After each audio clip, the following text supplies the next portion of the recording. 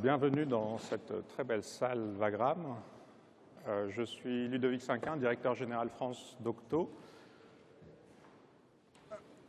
Et en fait, ce petit déjeuner, c'est pour l'occasion pour nous de célébrer la sortie de notre nouvel ouvrage qui s'appelle « Les géants du web, culture, pratique, architecture ».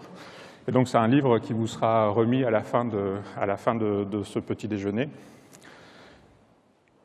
Et je voulais commencer par pourquoi parler des géants du web aujourd'hui. Et à ça, il y a 3 raisons.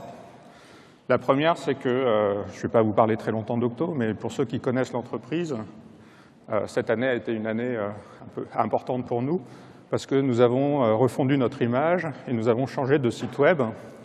Et en parallèle de ça, nous avons travaillé sur ce qu'on appelle notre why, qui est notre raison d'être au monde, notre objectif, la mission qui nous guide.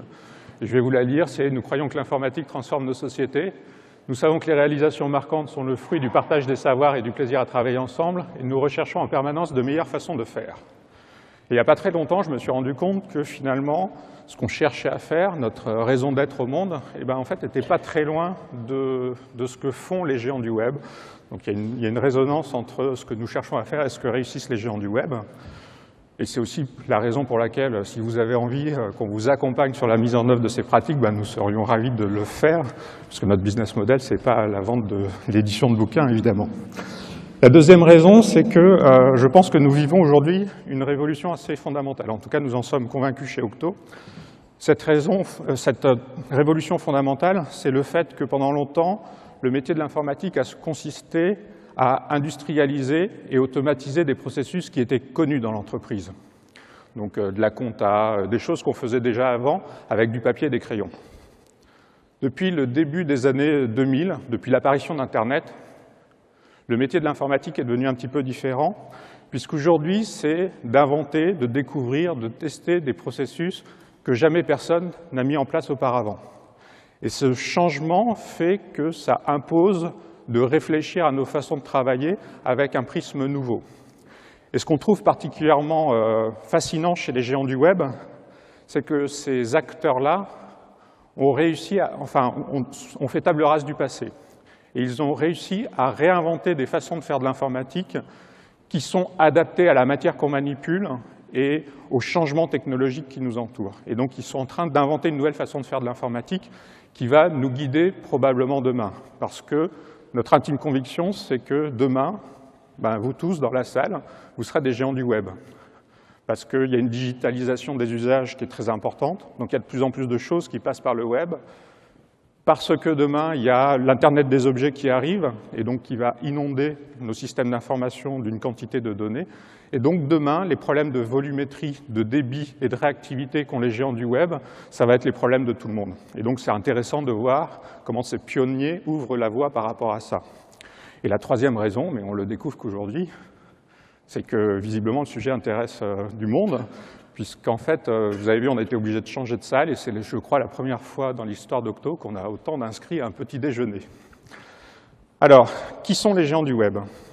En fait, les géants du web, c'est des gens qu'on côtoie tous les jours maintenant. Donc, c'est des Amazon, des Google, des Flickr, des Twitter, des Facebook, des Wikipédia, des Yahoo, des Dropbox, des eBay, des Netflix. Alors, Netflix, en France, c'est un tout petit peu moins connu parce qu'ils n'ont pas encore ouvert leur service. Mais c'est vraiment une entreprise très, très intéressante avec des façons de faire aussi très innovantes dont on s'est inspiré dans le bouquin notamment. Et donc, ces acteurs-là sont plutôt américains. Il y a aussi des géants du web français. Donc, on a une table ronde à l'issue de ces 3 quarts d'heure de présentation. Donc, des géants du web français qui vont nous expliquer si ce qu'on vous raconte ici, c'est en ligne avec ce qu'ils font, ce qu'ils cherchent à faire, et s'il y a une différence entre ce qui est fait de l'autre côté de l'Atlantique et ici. Pour vous donner quelques chiffres sur l'ampleur de ces géants du web, alors on va parler de Facebook. Facebook, on le lit tous les jours dans la presse, 1,1 milliard d'utilisateurs dans le monde. Donc une part non négligeable de la population mondiale. Je pense que jamais dans l'histoire des entreprises, il y a eu une entreprise qui avait autant d'inscrits sur son fichier client. Google et Yahoo opèrent 280 millions de boîtes mail. Twitter diffuse 400 millions de tweets par jour. Donc on est vraiment sur des volumétries très très importantes. Et la présentation qu'on va vous faire maintenant, elle va s'articuler autour de 3 pans qui sont une façon de classer 10 pratiques clés des géants du web. Donc dans le livre, il y en a 21, donc on a été obligé de faire un choix. Et donc ces 10 pratiques clés, nous les avons classées en plus gros, plus vite et plus efficace. Et je vais commencer par vous parler du plus gros. Alors, plus gros, c'est ce qui arrive quand, finalement, on branche Internet sur son système d'information. Et on est donc, comme je viens de vous le présenter avec quelques chiffres, dans des échelles qui sont un peu au-delà de ce qu'on a l'habitude de voir tous les jours, et ça a quelques impacts. Le premier, c'est le build versus buy. Alors, on a un cartooniste qui a illustré quelques patterns du livre, et donc vous pourrez retrouver ces cartons dans le livre. Donc le build versus buy, en fait, ce qu'on constate, c'est que les géants du web, ils n'utilisent pas de logiciel, beaucoup d'open source. Et nous, à l'inverse, quand on va chez nos clients, quasiment dans toutes les DSI, il y a comme principe directeur du système d'information et qui figure en très bonne place, privilégier autant que possible le logiciel. Donc les géants du web, quelque part, font l'inverse de ce qu'on fait dans nos DSI. Alors, il y a une certaine logique à ça. Il y a un outil qu'on aime bien utiliser chez Octo qui est la pyramide des enjeux. Donc, vous avez 3 niveaux. Vous avez les choses que toutes les entreprises sont obligées de faire. La compta, la gestion de boîtes mail, par exemple. Enfin, proposer des boîtes mail. Ensuite, on a les activités qui sont communes à toutes les entreprises du secteur. Par exemple, si vous êtes un intervenant industriel, vous avez de la logistique à gérer comme toutes les entreprises industrielles. Et ensuite, il y a les choses qui sont vos différenciateurs, les choses qui font que vous avez votre place sur le marché et que vous êtes meilleur sur certains sujets que les autres. Et finalement, ce qu'on a coutume de dire, c'est que plus vous montez dans la pyramide, plus vous allez vers du spécifique, donc des choses que vous allez maîtriser parfaitement dans la façon de le réaliser, et parce que c'est vos différenciateurs et que vous ne pouvez pas prendre des choses qui sont sur le marché. Et plus vous descendez vers le bas, plus finalement, vous allez essayer d'externaliser jusqu'à aller faire du BPO, Business Process Outsourcing. Donc finalement, les géants du web, leur enjeu stratégique, c'est justement le haut de la pyramide, donc ils font ça en spécifique. Mais ce qui est intéressant, c'est de creuser un tout petit peu plus loin cette réflexion-là, parce que c'est là que vient la différence. Un des sujets, c'est que les progiciels montrent leurs limites dans certains cas. Les progiciels montrent leurs limites quand on monte en charge parce que fondamentalement, ils n'ont pas vraiment été conçus pour accompagner la montée en charge et la volumétrie qu'on a quand on s'ouvre vraiment sur le web. La première raison, c'est les coûts de licence. Alors imaginez, Facebook, ils ont 100 000 serveurs. S'il fallait déployer du progiciel sur 100 000 serveurs, ça aurait un coût à peu près rédhibitoire. Le deuxième sujet qui est un peu plus fondamental, c'est la généricité. Un progiciel est conçu pour adresser vos besoins, bien sûr, mais aussi pour adresser les besoins de toutes les entreprises qui vous ressemblent. Donc ça laisse des traces dans la façon de concevoir le progiciel, où vous avez de la généricité, des classes d'abstraction, des mécanismes d'indirection. Mais ça laisse des traces aussi dans le modèle de données conceptuel. Si vous regardez un modèle de données conceptuel de progiciel, vous verrez que c'est très dénormalisé. Et à l'inverse, quand vous cherchez à faire de la performance, vous aurez tendance à faire des modèles de données très normalisés.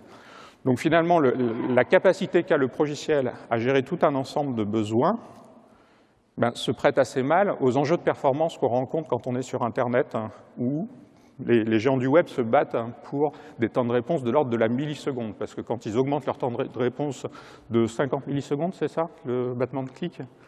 En fait, ils perdent de l'ordre de 7 à 10% de clients. Donc chaque milliseconde compte. Puis le dernier argument, c'est l'architecture. Donc quand on a des très très grosses infrastructures, le modèle d'architecture sur lequel est basé la plupart des progiciels n'est plus adapté pour cette montée en charge. Mais ça, je rentrerai un peu plus dans le détail après. Ça ne veut pas dire qu'il ne faut plus faire de progiciel, évidemment. Ça veut juste dire que quand vous commencez à avoir des problématiques qui sont celles des géants du web, parce que vous avez une quantité d'utilisateurs, une quantité de transactions ou une volumétrie de données qui devient hors du commun, eh bien, en fait, le progiciel commence à montrer ses limites. Le deuxième trait saillant associé au plus gros, c'est l'arbitrage entre les très gros serveurs et les petites machines.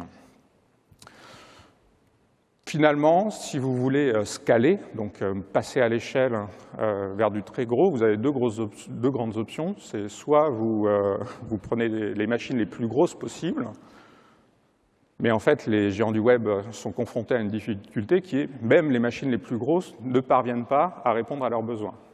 Et donc, du coup, quitte à utiliser plusieurs machines, ils ont décidé de regarder la performance, le ratio performance-coût des machines qu'ils peuvent utiliser. Et ils se sont rendus compte, il y a des benchmarks à l'appui, qu'une grosse machine, un gros serveur, peut être jusqu'à 3 fois plus coûteux en performance-coût que des petites machines, que des machines de grande série.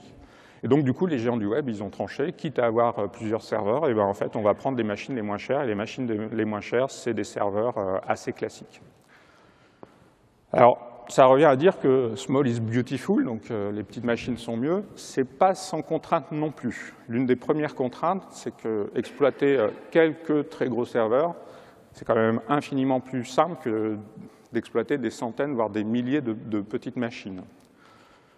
Donc ça les a conduits à faire quelque chose qui, au final, se révèle extrêmement vertueux. Ça les a conduits à automatiser considérablement tout ce qui est provisioning de ressources machines, donc la capacité à avoir un système, une capacité machine à la demande. Et ça les a conduits aussi à industrialiser au maximum leur chaîne de livraison. Parce que si vous demandez à des gens de déployer manuellement sur des milliers de serveurs, ben ça devient très rapidement un enfer. Donc du coup, ce paradigme des petites machines les a conduits à pousser très loin l'industrialisation, l'automatisation, et ils montrent la voie quelque part sur la façon dont on peut gérer un data center demain. Et puis la deuxième chose que ça change, c'est par rapport à la répartition de la donnée, et ça c'est une transition vers le point d'après, qui est le NoSQL. Donc NoSQL, ça veut dire deux choses. Pas de SQL, donc NoSQL, ou si on l'écrit en majuscule, Not Only SQL. Et qu'est-ce qu'il y a derrière le NoSQL? Il y a le fait de dire qu'à un moment donné, quand on monte dans du très gros, quand on a des architectures à larges échelles, la base de données montre ses limites. Alors, elle a rendu de fiers et nombreux services jusqu'à présent, elle rendra de fiers et nombreux services demain, mais la base de données relationnelle tire la langue quand on passe à 1000 transactions par seconde ou à 10 téras de données en ligne. Et donc, du coup, on est obligé d'inventer des nouvelles choses. Ce qui est intéressant, c'est que les technos un petit peu à la mode dont on parle dans les DSI, donc Hadoop, Cassandra, les technologies de ce type-là, ont été créées par les géants du web. Les technologies qu'on commence à adopter aujourd'hui dans nos DSI, c'est des technologies qui sortent de Google. Donc,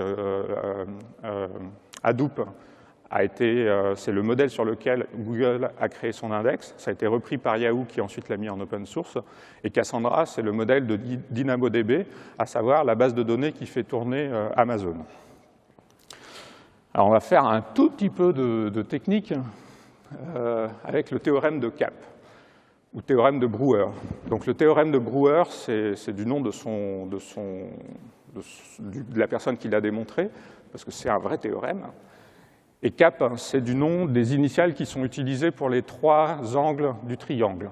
Donc, en fait, ce que dit le théorème de Cap, c'est que dans une architecture, vous ne pouvez pas garantir les 3 sommets du triangle. Et quels sont les 3 sommets du triangle? C'est A, availability, disponibilité, votre capacité à servir en permanence aux utilisateurs.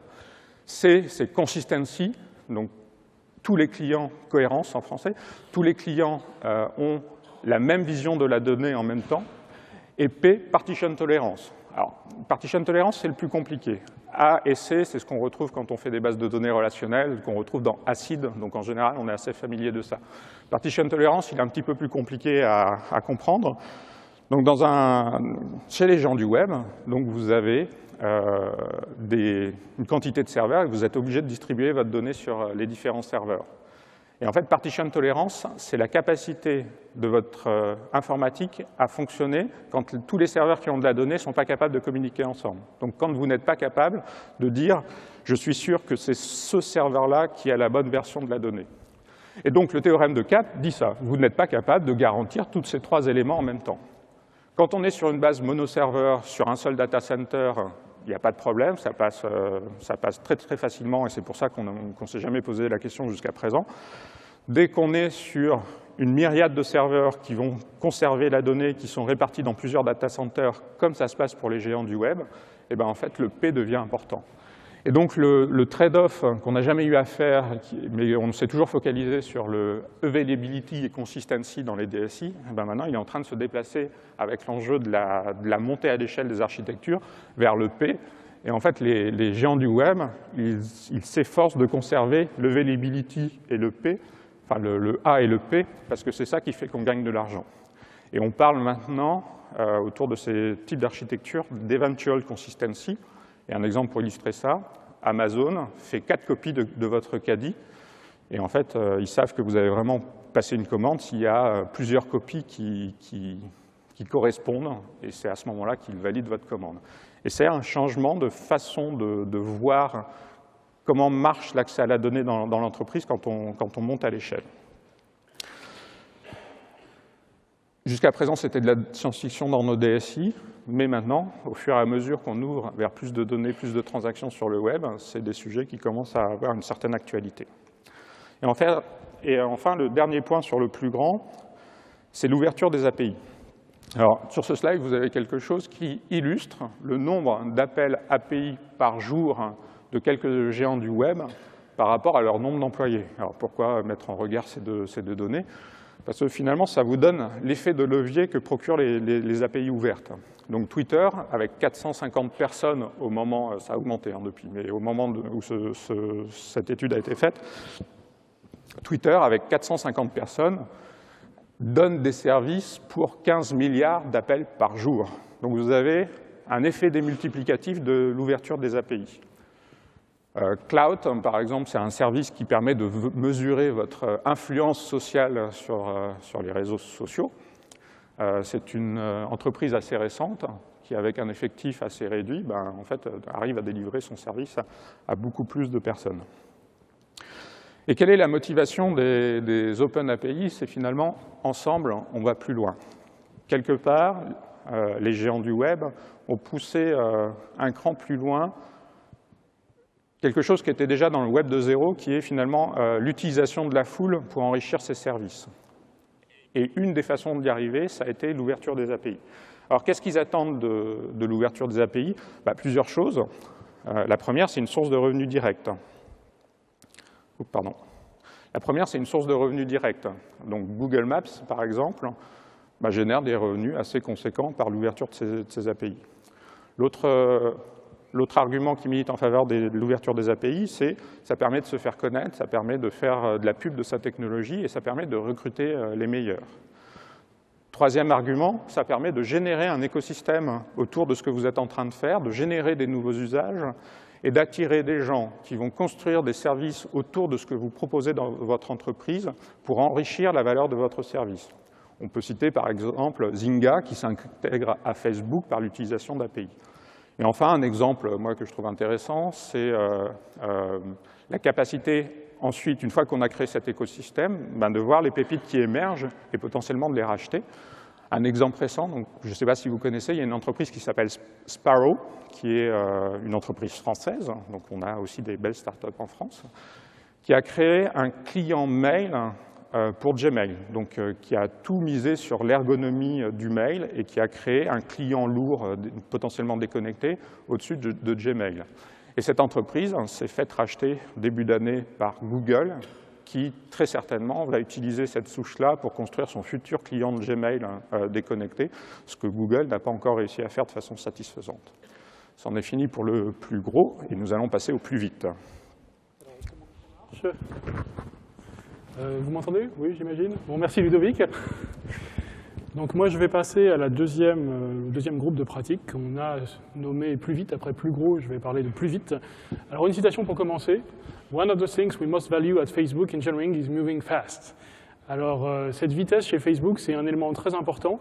L'idée, en fait, c'est qu'on code vite, on met en ligne vite, on a des bugs vite, on corrige les bugs rapidement, et ensuite, on peut très rapidement progresser, donc apprendre vite, et puis aussi avoir des feedbacks utilisateurs très vite.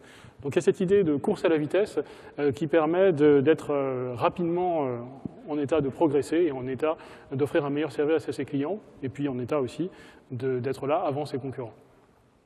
Alors, dans ces pratiques plus vite, il y en a 3 que je vais vous présenter. La première s'appelle MVP. Alors MVP, ça signifie Minimal Viable Product. L'idée du MVP, c'est d'avoir un produit minimum qui va être celui qui est suffisant pour tester votre produit auprès des utilisateurs, pour apporter de la valeur à vos utilisateurs, mais en restant dans quelque chose de vraiment simple et minimal. Alors ça, le MVP, c'est dans la mouvance Lean Startup. Le Lean Startup, c'est une mouvance qui a été créée aux États-Unis par Eric Ries, qui travaille dans une société qui s'appelle IMVU. Donc je crois qu'on a cité dans les géants du web. C'est une société qui fait des jeux en 3D. Et donc le Lean Startup, ça consiste à utiliser les principes du Lean, les principes d'amélioration continue à la création de startups innovantes. Et donc l'idée du Lean Startup, c'est de créer des produits de manière itérative en amélioration continue. Et donc le MVP, ça consiste à produire rapidement un prototype minimal dans 3 objectifs possibles. Vérifier l'existence d'un besoin, est-ce que le produit est pertinent, est-ce qu'il y a vraiment quelqu'un qui en a besoin. Identifier le marché associé, est-ce que c'est plutôt un produit qui va plaire aux vieux, aux jeunes. Alors, un exemple qui me vient en tête, c'est lorsque Renault avait lancé la Twingo, ils pensaient que ce serait une voiture pour les jeunes, et en fait c'est les vieux qui ont acheté, enfin les personnes âgées qui ont acheté la Twingo. Et valider les hypothèses business. Alors un exemple qu'on aime bien citer chez Octo, c'est Dropbox. Dropbox, vous connaissez certainement, c'est un système qui permet de stocker des données sur le cloud et de les partager. Eh bien, quand Dropbox a voulu se lancer, ils ont commencé par faire une vidéo virale, et cette vidéo présentait les fonctionnalités de Dropbox. Et cette vidéo a été vue, si je me souviens bien, par environ 70 000 personnes. Et donc, il y a 70 000 personnes qui se sont inscrites sur la page de la bêta de Dropbox. Et ça a poussé Dropbox à dire, eh bien, il y a un besoin pour ce produit. En fait, quand la vidéo a été lancée, le produit n'existait pas. C'est-à-dire que la vidéo a permis de valider l'existence d'un besoin avant de créer le produit. Là où d'autres auraient peut-être passé 6 mois à créer un produit et ensuite à tester le produit auprès des utilisateurs, là, ils ont vérifié avant même de coder que c'était pertinent. Alors, il y a d'autres manières de faire les choses. On peut aussi tout simplement acheter un mot-clé dans Google et puis voir si les gens cliquent sur ce mot-clé pour voir s'il y a un besoin. Donc, on peut commencer par faire un MVP avec quasiment rien, un simple décor de carton-pâte. Alors, ça peut être aussi une fonctionnalité minimale. L'idée étant, comme on le dit, de fournir exactement la fonctionnalité suffisante pour s'assurer qu'on n'est pas en train de se planter en proposant ce produit-là. Alors comment ça fonctionne? Ça fonctionne évidemment selon les principes de l'agile, avec des itérations courtes, et sur un produit très simple. Donc il faut toujours se poser la question suivante. Est-ce que si je supprime cette fonctionnalité, le produit aura toujours de la valeur pour mon client? Quelle est la fonctionnalité véritablement minimale qui peut apporter de la valeur à mon client? Alors une chose importante quand même, c'est que le produit doit être réalisé à la perfection, c'est-à-dire que comme le produit va être soumis pour le client, pour l'utilisateur final, pour le tester, il faut qu'il soit ergonomique, il faut qu'il soit fini. C'est pas une maquette sale faite en 2 jours, c'est quand même quelque chose qui doit être léché. Mais ça doit être donc pensé de manière simple. Voilà. Donc je vais passer à la pratique suivante. Alors, la pratique suivante, on l'appelle le A/B testing. Alors, c'est toujours dans l'idée du plus vite. De la même manière qu'on a fait vite un produit pour le tester vite, eh bien, le A/B testing permet de faire ce test, justement. Alors, le A/B testing, ou le test A/B, c'est une pratique qui est utilisée par les géants du web pour tester un produit auprès de 2 populations pilotes. Alors, le schéma de tenue montre bien les choses. À une partie de la population, on montre un produit, et à l'autre, on montre un autre produit. Alors, on parle de produits, j'exagère un petit peu, il ne s'agit pas de 2 produits différents, il s'agit de 2 variations différentes sur le produit. Alors, en général, c'est 2 variations sur la page d'accueil, c'est-à-dire des couleurs différentes, des positionnements de boutons différents. Par exemple, mettre un bouton « Essayer mon produit », et puis pour une population, on mettra juste « Essayer mon produit », et pour l'autre, on mettra « Essayer mon produit, c'est gratuit ». Ça permet donc de vérifier l'appétence des utilisateurs à ce produit. Ou alors on peut avoir 2 formulaires différentes, 2 méthodes pour s'inscrire sur le produit. Et donc ça permet de faire des tests. Alors ensuite, on a donc généralement 2 populations, la population A et la population B. Alors la population A et la population B, on va la segmenter par ordre d'inscription sur le site ou bien par ordre alphabétique. Il faut évidemment avoir deux populations équivalentes pour que le test ait un sens. Et tiens, un exemple qu'on aime bien citer aussi, c'est le LinkedIn, qui est un des géants du web qu'on regarde attentivement chez Octo, est capable. Alors ça, c'est une information qu'on a eue à l'USI 2011 parce qu'on avait invité quelqu'un de l'USI qui s'appelle Yannis Ninash et qui nous avait dit qu'il, chez LinkedIn, donc, ils étaient capables de tester sur deux populations d'avocats dans la région de Boston. C'est-à-dire qu'ils ont tellement d'utilisateurs qu'ils sont capables de faire des tests assez fins sur un certain secteur d'activité dans une certaine région. Alors donc, on segmente notre population, on fait deux pages d'accueil ou deux fonctionnalités produits, et ensuite, on va lancer le test. Et la question, évidemment, qui se pose, c'est la question de la condition d'arrêt. Quand est-ce que le test a touché suffisamment de personnes pour que ce soit un test qui est vécu comme valable? Alors là-dessus, il y a des algorithmes statistiques, enfin des pratiques statistiques qui permettent de faire ces conditions d'arrêt. Il y a en particulier un test qui s'appelle le Ki2. Mais la bonne nouvelle, c'est que ces tests de conditions d'arrêt, en fait, sont aujourd'hui packagés dans des produits du marché. Donc on n'a pas forcément à faire trop de stats. Il y a des produits sur étagère qui permettent de faire ces tests AB. Alors voici un exemple de ces produits sur étagère. C'est le produit de Google qui s'appelle Website Optimizer. Il y en a d'autres, mais celui de Google est intéressant. Alors vous voyez qu'on voit là on a fait un test sur 4 populations avec 4 fiches produits. Et on voit en fait que le test a duré un certain temps, entre le 16 avril et le 23 avril. Et donc, on voit que c'est la combinaison 4 qui a remporté l'adhésion, avec, vous voyez, 98% des gens qui étaient satisfaits de cette combinaison. Donc, ces outils sont assez faciles à prendre en main. En fait, là, il faut paramétrer dans l'outil de Google les 4 pages que vous souhaitez tester. Il faut mettre les populations. Et ensuite, l'outil est assez automatique. Et il est capable de vous dire quand est-ce que le test est suffisamment avancé pour considérer que le test est terminé. Voilà, donc ça permet très vite de s'assurer de la pertinence d'un produit ou d'une fonction d'un produit. Et c'est très intéressant parce que plutôt que d'essayer d'imaginer, on parlera de l'obsession de la mesure, mais plutôt que d'essayer d'imaginer que telle couleur plaira mieux aux utilisateurs, on teste tout et on avance très vite en testant tout. La troisième pratique que je vais vous présenter, c'est une pratique qui s'appelle DevOps. Alors l'idée, c'est de réconcilier les devs, c'est-à-dire les études, avec les ops, c'est-à-dire les gens de la prod. Alors il y a un historique qui est parfois un peu difficile entre ces populations dans les DSI. Je m'aperçois que j'ai oublié de citer des exemples dans les DSI, dans la sens qui vous précédente. Excusez-moi. Je peux revenir un peu en arrière? Allez, je refais un petit retour en arrière. Sur le MVP, je voulais vous préciser qu'il y a des exemples possibles dans les DSI. Et en particulier, une chose qu'on rencontre souvent, c'est que lorsqu'on crée un nouveau produit dans les DSI, parfois on veut créer une gestion de droit très sophistiquée avec des tas d'autorisations suivant des populations très, très sophistiquées. Et ça, c'est parfois quelque chose qui crée de la complexité dans le développement du produit.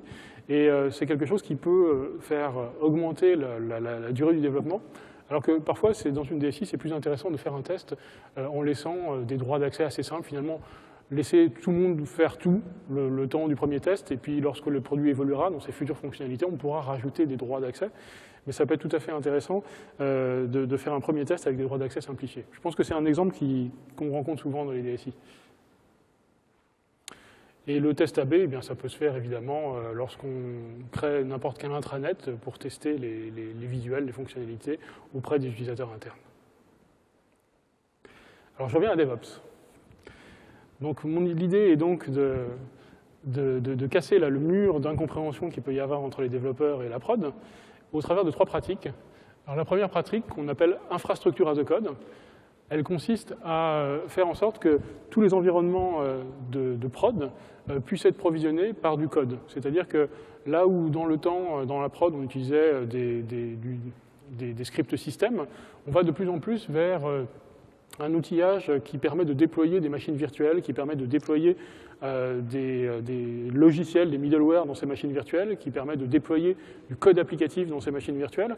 Et tout ça se fait au travers de langage informatique, ce qui permet aux ops et aux devs de travailler avec les mêmes outils, les mêmes langages.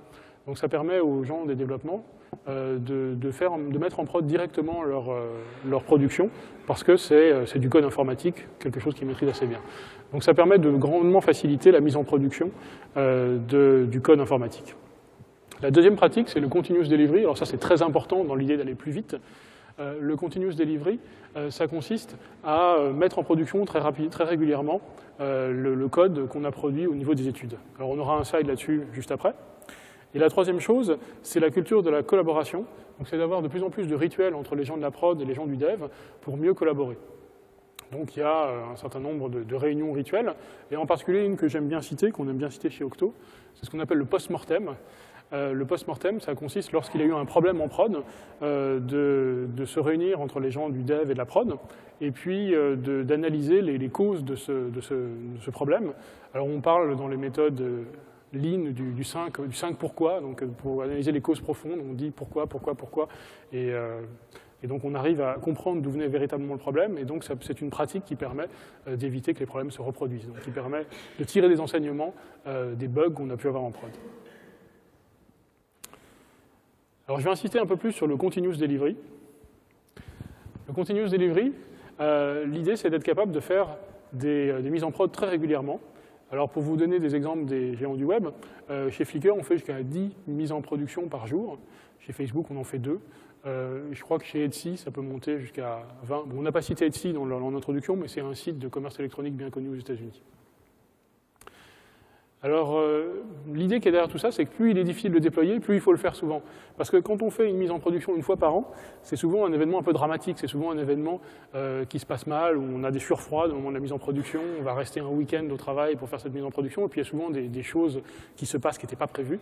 Alors que quand la mise en production est une tâche complètement banalisée, c'est quelque chose qu'on fait toutes les semaines, voire tous les jours, eh bien c'est quelque chose qui devient quelque chose de courant ou qui ne pose plus vraiment de problème. Donc la mise en production incrémentale fait baisser le niveau de risque. Comme c'est quelque chose qu'on a l'habitude de faire, on sait comment ça se passe. Bien entendu, tout ça est possible parce qu'il y a une grande automatisation, parce qu'il y a l'infrastructure as a code que j'ai présenté juste avant. Et on est capable, donc, grâce à un haut niveau d'automatisation, de fiabiliser les mises en production. Alors il y a d'autres pratiques, on n'a pas le temps de toutes les voir aujourd'hui, mais par exemple le feature flipping, ça permet de décorréler la mise en production du code de la mise en production des fonctionnalités. Feature flipping, ça veut dire que la nouvelle fonctionnalité, il y a un petit, dans le code, il y a un petit if, en fait, il y a une petite boucle avec un if qui dit qu'on la mettra en production à un moment donné lorsque une condition sera réalisée. Bon, globalement, ça signifie que je suis capable de mettre un tas de morceaux de code en production et d'activer la fonctionnalité plus tard, lorsque je serai prêt, parce que je veux décorréler donc, la mise en production du code des fonctionnalités. Et alors, grâce à ces pratiques de DevOps, donc du continuous delivery, du infrastructure as a code, et donc des pratiques de collaboration, eh bien, on est capable d'avoir une efficacité opérationnelle extrême. Alors moi, j'aime beaucoup ce slide, je trouve qu'il est vraiment impressionnant. Ça montre ce qu'est capable de faire Facebook aujourd'hui. Donc chez Facebook, pour un Ops, pour une personne de la prod, on gère 2,3 millions d'utilisateurs. Donc vous vous rendez compte, un ingénieur gère 2,3 millions d'utilisateurs Facebook. Donc moi, je trouve que c'est une échelle qui est assez impressionnante. Et donc ça, c'est fait avec au minimum 2 mises en production par jour. Alors, un mot sur comment décliner ça dans la DSI. Alors, infrastructure as a code, c'est quelque chose qui commence à arriver dans le DSI, puisqu'on a de plus en plus de virtualisation dans les DSI. La virtualisation est devenue courante. Ce qui manque un peu, c'est ce qu'on appelle le cloud plus privé, qui donnerait plus d'autonomie en fait, aux développeurs pour mettre en prod tout seul. Ça, c'est pas encore répandu dans toutes les DSI, mais ça vient. Et puis, donc, il y a cette pratique du continuous delivery qu'on recommande en fait, de plus en plus pour mieux maîtriser les processus de mise en production. Voilà, donc j'ai passé un petit peu vite. Je vais passer la parole à Stéphane pour la suite.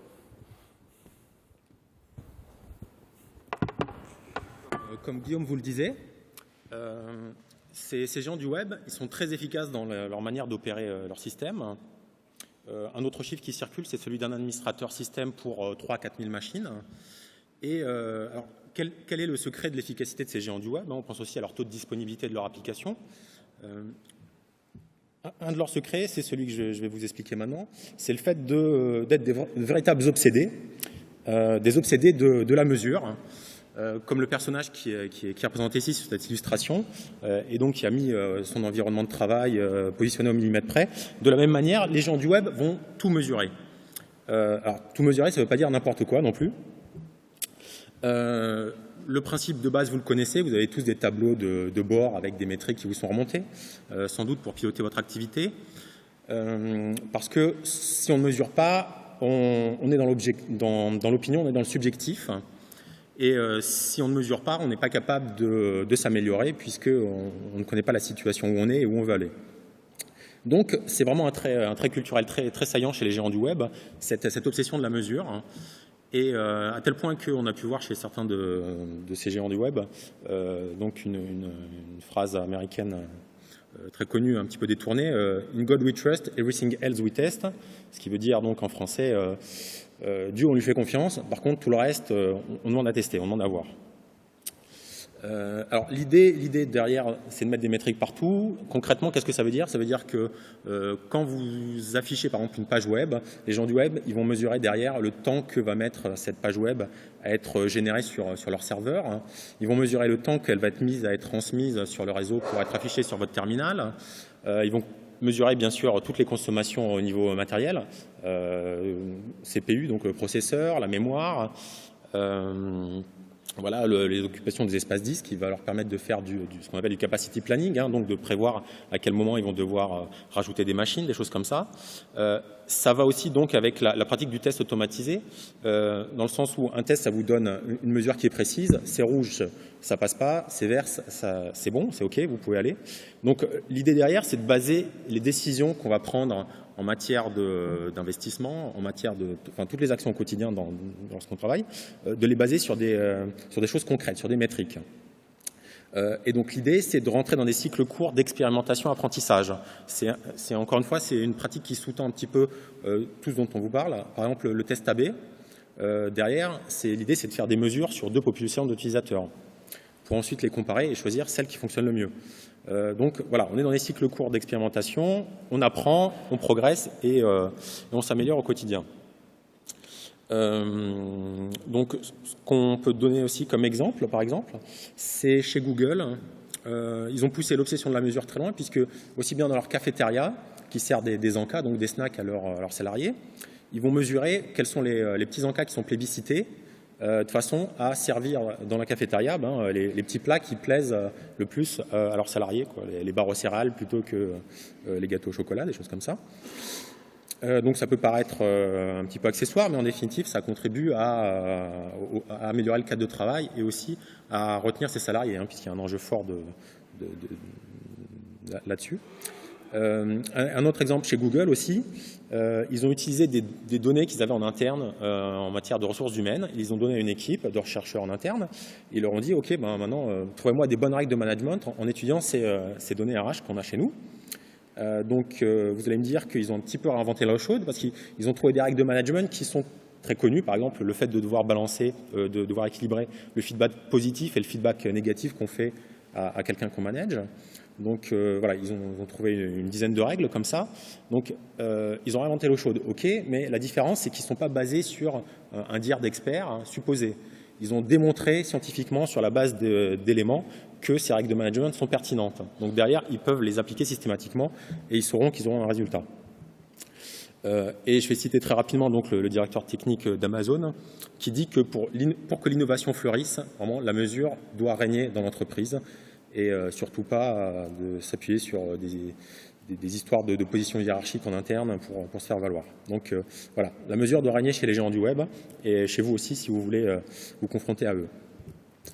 Un autre sujet qui est important, c'est comment on s'organise quand on veut créer des produits logiciels qui soient remarquables et quelle est la bonne taille d'équipe. Chez Amazon, ils ont donné une réponse à ça. C'est ce qu'ils appellent les two pizza team, donc les équipes de pizza. Qu'est-ce que ça signifie? Ça signifie que ce sont des équipes qui font la taille du nombre de personnes que vous arrivez à mettre autour de 2 pizzas. Donc ça veut dire en gros une dizaine de personnes. Ils pratiquent ça aussi par exemple chez Yahoo.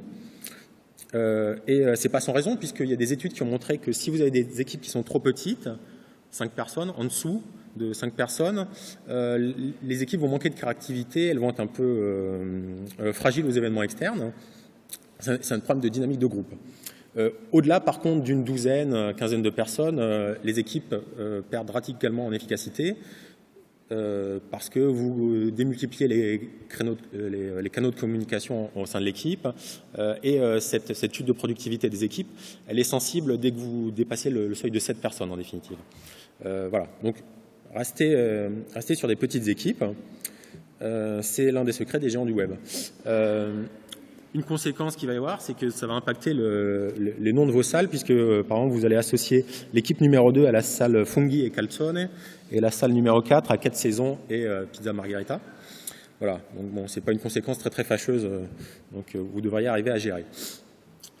Maintenant, ce qui va se passer, c'est que vous n'allez pas pouvoir rester tout le temps une dizaine de personnes. À un moment, vous rencontrez le succès, vous allez devoir embaucher, il va falloir passer à l'échelle aussi en termes d'organisation. Donc, comment faire ? Une première réponse qu'on peut rencontrer assez souvent d'ailleurs dans les DSI, c'est ce qu'on appelle les component teams. Ça consiste à découper le travail en fonction d'orientation technologique. Donc on va avoir une équipe qui va s'occuper du développement sur ce qu'on appelle le front-end, une autre équipe qui va s'occuper du développement back-end, une équipe qui va s'occuper de la couche d'échange, et une troisième équipe, une quatrième équipe qui va s'occuper de ce qu'on appelle le socle de service. Donc ça peut sembler être une bonne idée de découper le travail comme ça. Par contre, ce qu'on constate, c'est que c'est une fausse bonne idée parce que très rapidement, des goulets d'étranglement vont apparaître dans le système, dans l'organisation. Des équipes vont être sursollicitées. Qui dit sursollicitation dit allongement des temps de développement et donc augmentation du time to market, du délai de mise sur le marché des produits développés. Et le time to market, c'est, comme vous le savez, un élément très important sur le web. Il faut aller très vite, surtout qu'on a des concurrents qui livrent des dizaines de fois par jour de nouvelles fonctionnalités. Donc, les gens du web, ils ont apporté une réponse, là encore, et ils s'organisent préférentiellement en pizza team, en feature team. L'idée, c'est de rester toujours sur des petites tailles d'équipe. Donc là, on a représenté les deux pizzas avec ces différentes personnes autour. Et la particularité des feature teams, c'est que ce sont des équipes au sein desquelles vous allez retrouver toutes les compétences nécessaires pour porter un produit en production, donc depuis l'idée, jusqu'à la mise en production et jusqu'à la monétisation du produit. Donc vous allez trouver aussi bien des responsables marketing, des responsables produits, des ergonomes, des graphistes, des développeurs, voilà, des exploitants. Bref, une équipe transverse en définitive. L'intérêt derrière, c'est quoi? C'est que vous allez découpler votre organisation. Vos équipes vont être complètement autonomes. Elles n'auront pas de dépendance entre elles. Donc elles ne vont pas s'attendre mutuellement. La question que ça soulève derrière, c'est comment je vais assurer la cohérence des choix d'ensemble au sein de mon entreprise sur la vision produit ou sur des orientations technologiques. Là encore, les gens du web, ils y répondent au travers de ce qu'on appelle les communautés de pratique. Par exemple, tous vos responsables produits vont se rencontrer régulièrement afin de décider des orientations à prendre sur le produit. Ou sur les aspects technologiques, pareil, tous vos développeurs vont se regrouper de temps en temps et vont discuter des derniers frameworks à utiliser. Voilà. Donc voilà, restez sur des petites équipes et qui regroupent toutes les compétences au sein de l'entreprise. Ça vous interpelle sans doute forcément, parce que souvent ce qu'on constate dans les directions informatiques, ce sont des équipes gigantesques avec 40, 60 personnes, 70 personnes, là où les gens du web ils vont faire la même chose avec 10 personnes. Enfin, la dernière pratique dont je vais vous parler, c'est celle du design for failure. Là encore, les gens du web ont pris un problème qui est le constat que tout plante tout le temps. On ne peut rien y faire. Une application, ça plante. Un disque dur, ça plante. Une carte réseau, ça plante. Donc, comme le dit le CTO d'Amazon, toujours Werner Vogel, everything fail all the time. Ça plante tout le temps. Partant de là, les gens du web se sont dit qu'est-ce qu'on peut faire? Et ils ont trouvé plusieurs patterns pour répondre, donc plusieurs techniques pour répondre à ça. Et pouvoir construire des systèmes donc, qui soient tolérants à la panne.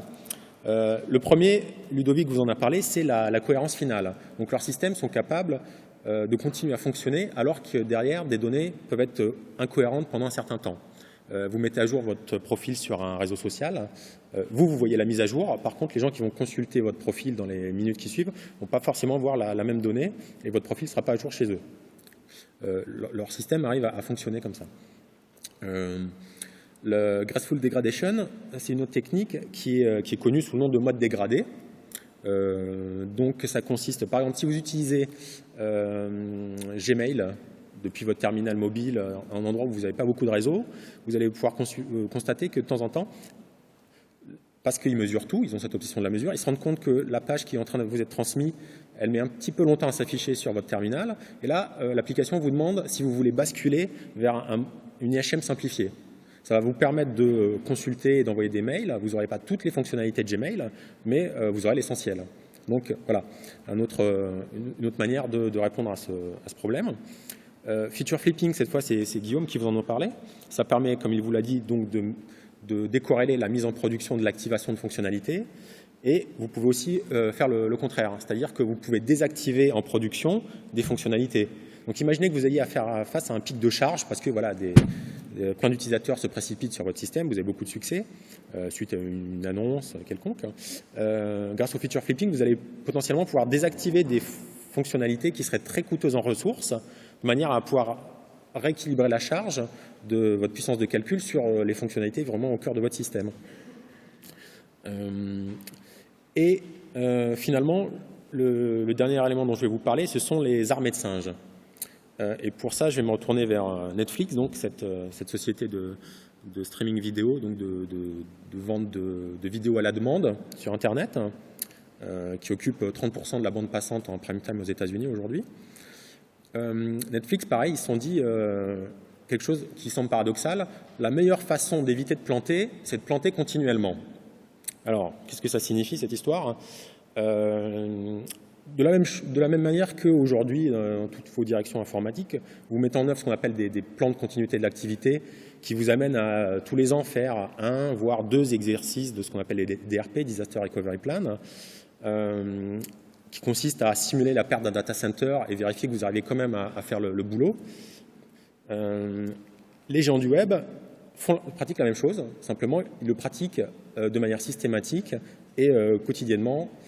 Chez Netflix, 65 000 tests, je crois, de défaillance aléatoire ont été pratiqués en 2011 grâce au framework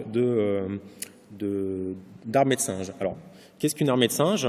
C'est ce qui est représenté sur le petit dessin. Donc, le logo, c'est celui d'Amazon Web Services, où potentiellement vous pouvez avoir vos machines virtuelles, donc vos serveurs qui vont être répartis dans différents data centers.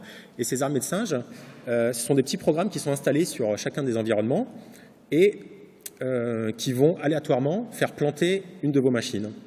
Et derrière, si vous avez bien pensé votre système il doit continuer à fonctionner alors que des pannes aléatoires sont produites par ces petits singes qui font tomber vos machines virtuelles.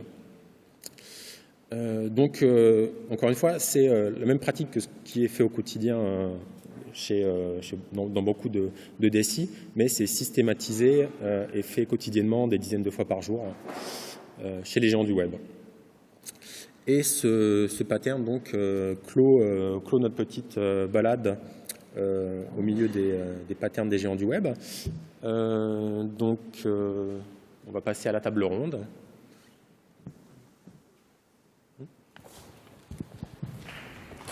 Merci pour votre attention.